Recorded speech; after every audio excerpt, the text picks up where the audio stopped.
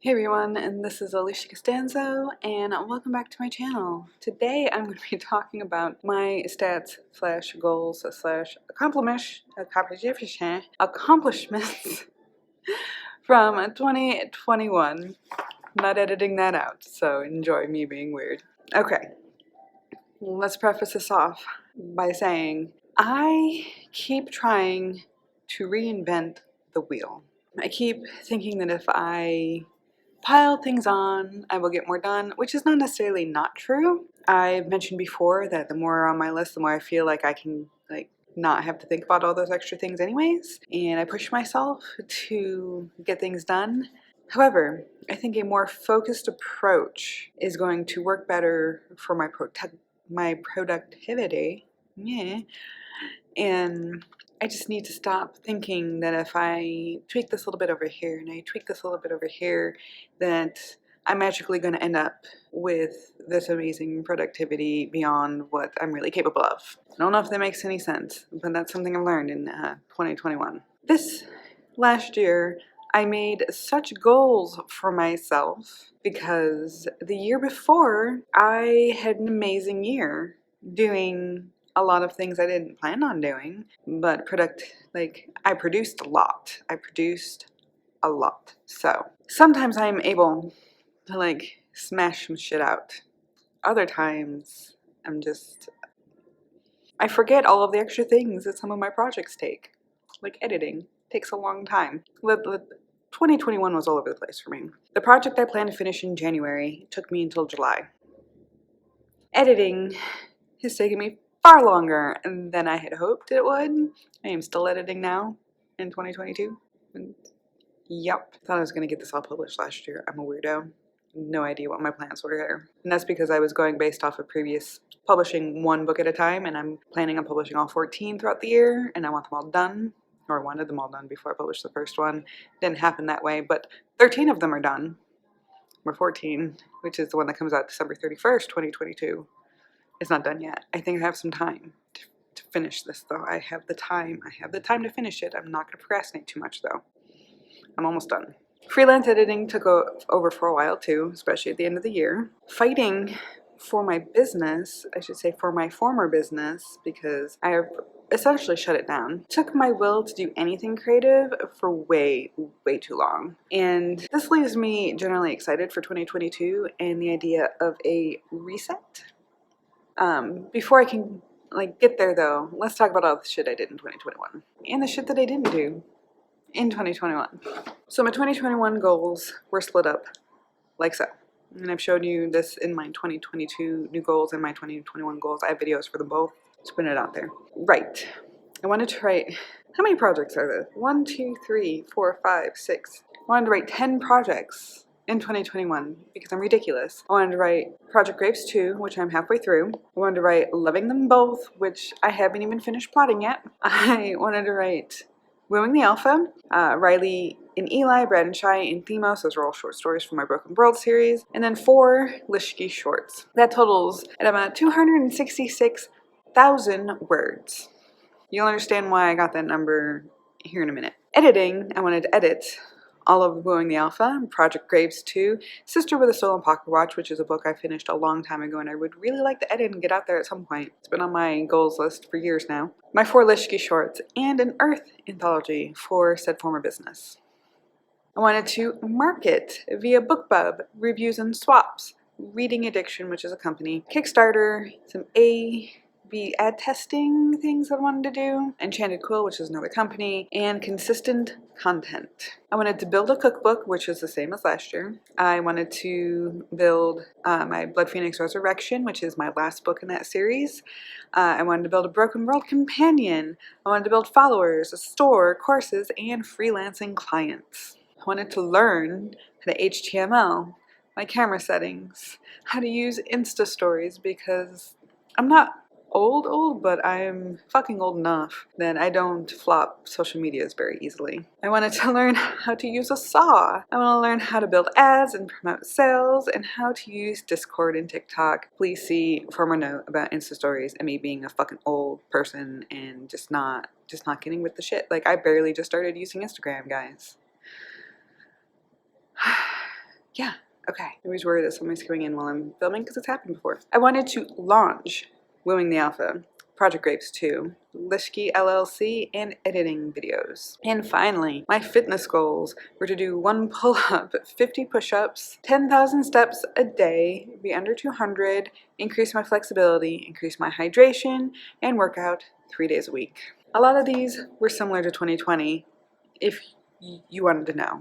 They were similar to 2020. And just to be honest with everyone, because I have to laugh at myself, to think that I could get over 250,000 words written in 2021, just because I didn't in 2022. So that's the problem. I spent 6 months unemployed. I got a job at the end of December. I had quit my former job in May, and so I spent most of my time looking for a job, writing, and making videos. Like that's what I did in 2020 for the majority of the time, which is why I got so much written. And I thought I can keep up this, I can keep this up working at Starbucks 40 hours a week, 3:30 in the morning until 1 p.m. and then going to bed at 7 and still having to go home and cook lunch and cook dinner and having 2 hours a day to myself to do anything. No, it didn't work. It did not work. I do not know what I was thinking. It didn't work. So, circumstances change, y'all, and that's just how life is. The goal was pretty far beyond realistic, so I'm gonna simply just scratch my head at my former self and move the fuck on. Alright, so my actual accomplishments in 2021 are as follows. I wrote 87,043 words. This includes marketing and outlining. Now, I want to put a little asterisk here, right? Because I did not track very well. I'm going to be very honest with myself and with you. I am pretty sure that's close to accurate, but I know I did not track all of my words. I just know I didn't. I just stopped caring after a while.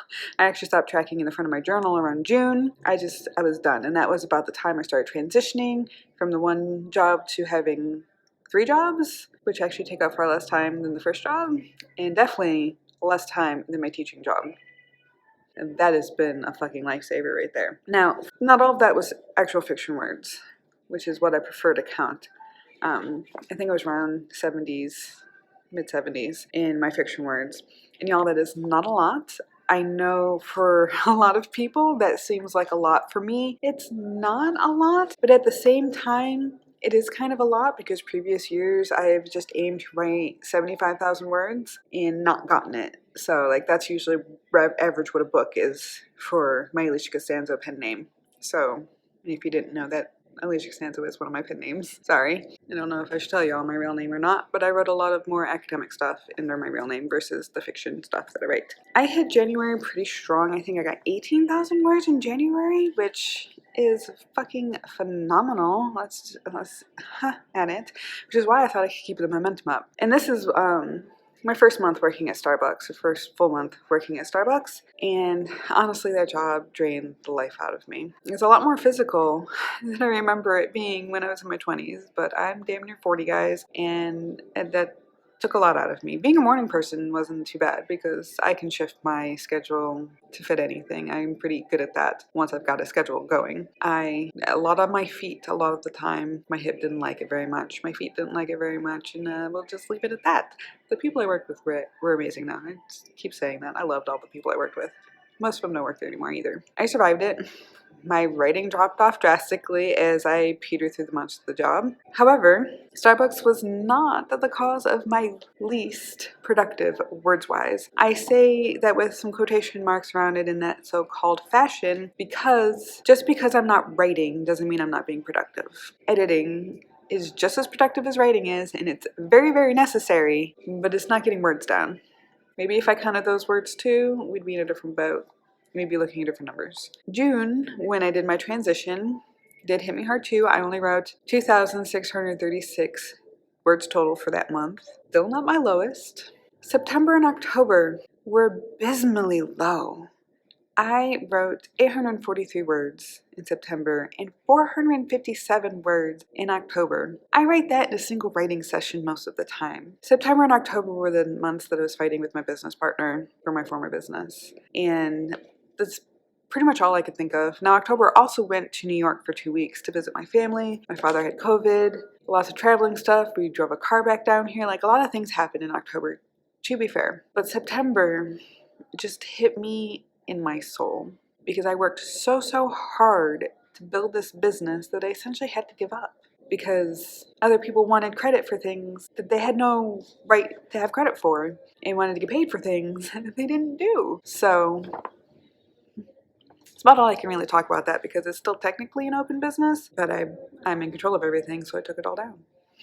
Because, yeah, that was the ultimatum. So, now before I get too fucking grumpy about this, let me explain that I was focused on a very different part of the writing process, as I mentioned, because I was editing, and editing large chunks of the series takes a lot more, especially when I was getting lazy at the end. I was like, oh, later me can fill this out. Don't you fucking ever do that to yourself again, okay? Don't ever do that to me again. Hated it. I'm the kind of writer who would rather struggle through making the scene as best I can on a first go around before moving on, instead of going, oh, I'll fill in those details later. I can't do that because then I'm out of the momentum, I'm out of the scene, I'm out of the emotion, the mood, all the things are missing when I go back to it. I can't do that to myself, and I did that to myself, and I fucking hate myself for it. Yes. Okay, editing takes a lot of work, y'all. So does reading it out loud to my mother and my husband, and not at the same time. And I know what y'all thinking is, and I know I've said it before, that I read smut to my mom, but I for real, sat next to my mom on the couch and read sex scene after sex scene after sex scene to her out loud. At this point, we were on book 14, so it's not like I hadn't just read 13 books worth of sex scenes to my mom. And at first it was pretty awkward. And I sped through them, and then my mom and I would just sit there going, I think you say cock too many times in that scene, honey. I'm like, okay, we'll find some synonyms then. And each book has had its own word that repeats. It's so funny. It's so fucking funny.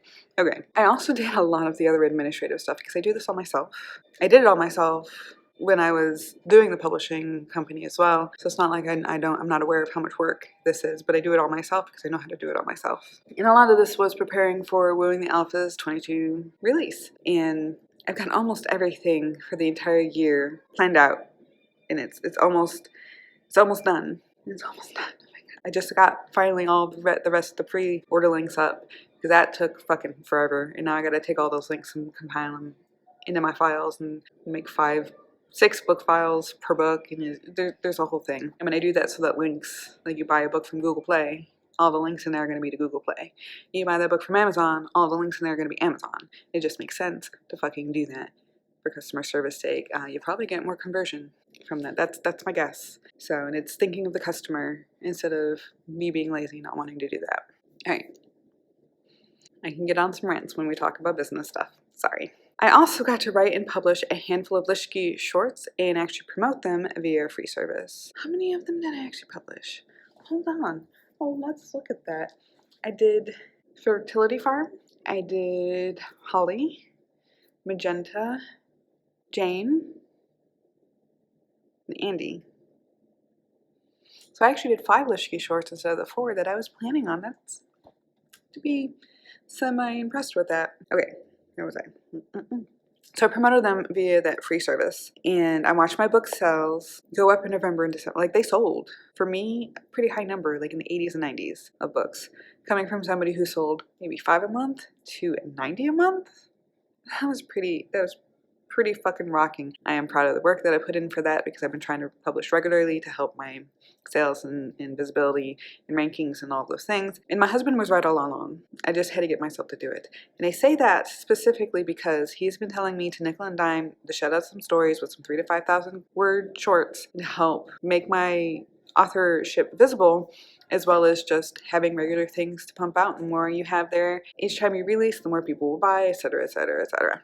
So he was right, and it took me a long time to get there. Okay, so I didn't touch any of my other projects in 2022. I'm still working on Wooing the Alpha. I did do some loose outlining. I do hope to get back in gear and write some of these this year. We'll see if that happens. So, thanks to tips from Starbucks in this job, I finally have enough money for a book bub ab in 2022. I'm going to do that for book 4, and when I release book 4, I've talked about that previously in my vlog that will have just gone up today. Just saying. I'm wondering, I have all of my notes here. Just checking my shit. I did plan out some reviews, so we're good there. I did get that done. I booked some promos and produced some semi-consistent content. Doing pretty good there. I'm still trying to manage that as an everyday, like a part of my everyday. And it's a lot harder than you think it is to record yourself when you're doing things that are interesting and then edit those things in some cohesive way. And sometimes I get halfway through a video and I forget to finish it, and I'm just like, got all this content I don't know what to do with. Maybe I'll do a mashup vlog at some point of shit that I tried to do and failed at. Seen other YouTubers do it. We'll see if that becomes a thing. That might be another thing that I fail at doing. I don't know. I also found out that some of the promos that I've been leaning on since I started, because that's what I could afford, are not doing me justice anymore. They're not giving me any return on investment, essentially. So I think I'm gonna have to cut them from my promo plans in the future, but I did find some other ones that are really helping me out. I was able to build 2 things off of my list. One of those was followers, and the other one was freelance clients. Now, although I work for a freelance company, I get consistent clients that way. I don't know the clients personally because I do get them through a service. But I get editing work that I find enjoyable and informative, and it's really easy. I can do it while I'm here, and it's going to get me a down payment to a house in 2022. So, last month, December, I edited over 250,000 words. 104,000 of those words were during Christmas week, and my project was due on Christmas, so. And that's because we had issues with like authors submitting stuff and whatnot, but I did 104,000 words of editing in 1 week, while working a 40-hour week and having family and doing Christmas and my husband's birthday being Christmas Eve and all the things. But I managed it, so I got paid nicely for it, so. Alright, and y'all, I didn't learn a damn thing off my list. Learn a damn fucking thing off my list. I learned stuff, don't get me wrong. I still learn stuff, but just not any of the things on my list. It's not a complete loss. Have I really been recording that long that you need to do this again? Me talking to the refrigerator across the room. When you work too long, it's an 11-hour day today. When you work too long, and you're fucking going crazy. Alright.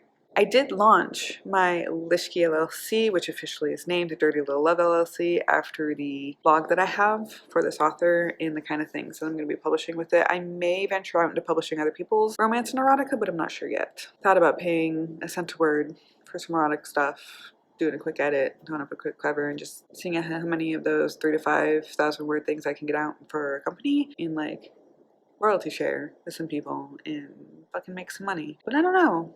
If you're interested in that kind of thing, let me know in the comments below, because I might be up for that. I'm a pretty ruthless editor. Though, so just putting it out there. Put a lot of things out there. Some of them come back. I also launched her website, my Autumn Lishki website, and I'm doing well with her story so far. So I have 2 prepared for this year so far already, my January and my February one. I've started my March one. I'm going to start a couple more here soon. And yes, my fitness is still up and down. I work out 3 or 4 days 1 week and then not the next, and I'm not very consistent with it. It's not a great cycle to be in, but it's better than being back at 0. I remember what it was like when I never worked out, and it was atrocious. I felt like crap all the time. I feel like crap right now, but there's other reasons for that. So something I didn't have on my list, that was one of the best things that happened to me in 2021, was starting having writing dates with my writing buddy, Betty Ann. Oh my god, these have been so great. They have been so great. Okay, things that I want to talk about here. So first of all, Betty Ann is an old colleague of mine. We used to teach together at the university. Neither one of us work there anymore, just for FYI's sake, which totally means that I can gossip about the people there. And I get fired, which I have so much. I'm not going to talk about it here, but I talk about it in real life, so I'm just putting it out there.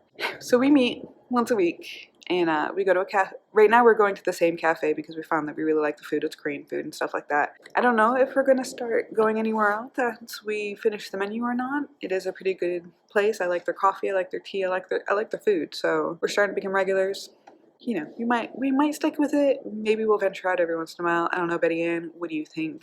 You can let me know in the comments below what you think, because I know that you watch my videos. So, okay, so we meet once a week and we talk about the process and publishing and writing, and just like ranting about some of the difficult things that only another writer and another published writer can really like understand, or even in the process of being a published writer. By the way, if you're not published, you're still a fucking writer, okay? Like, you be where you need to be in the process, because we're all in different places.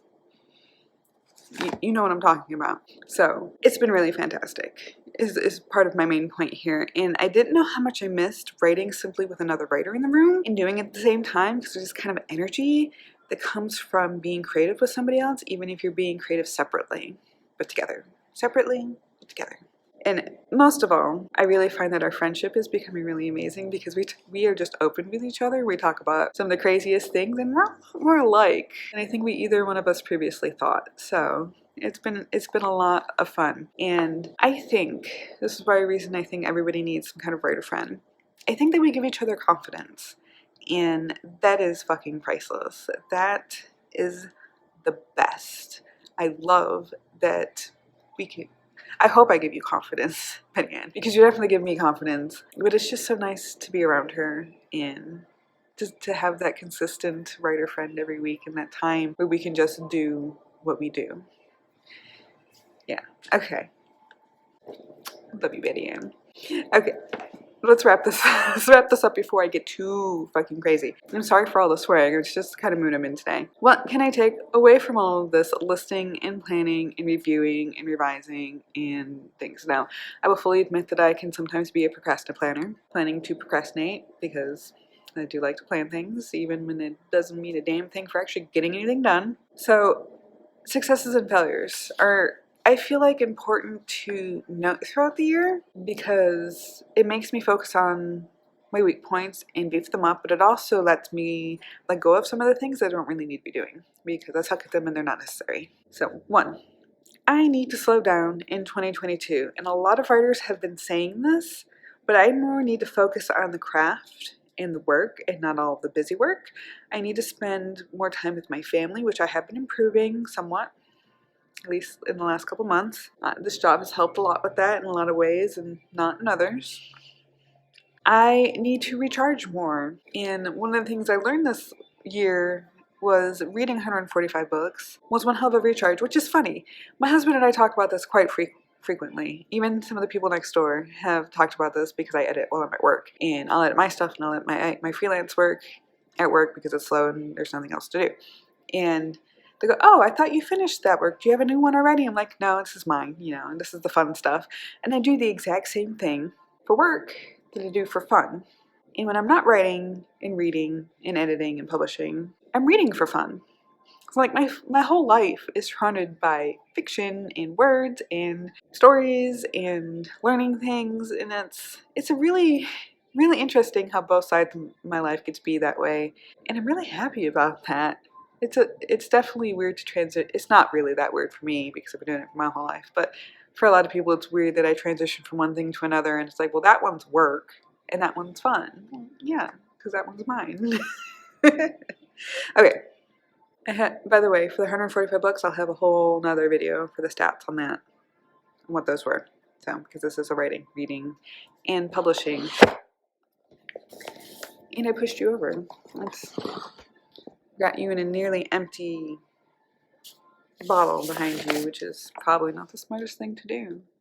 Okay, a few more things here. So, most importantly, as I mentioned, I need to stop reinventing the wheel and simply decorate mine the way I like it.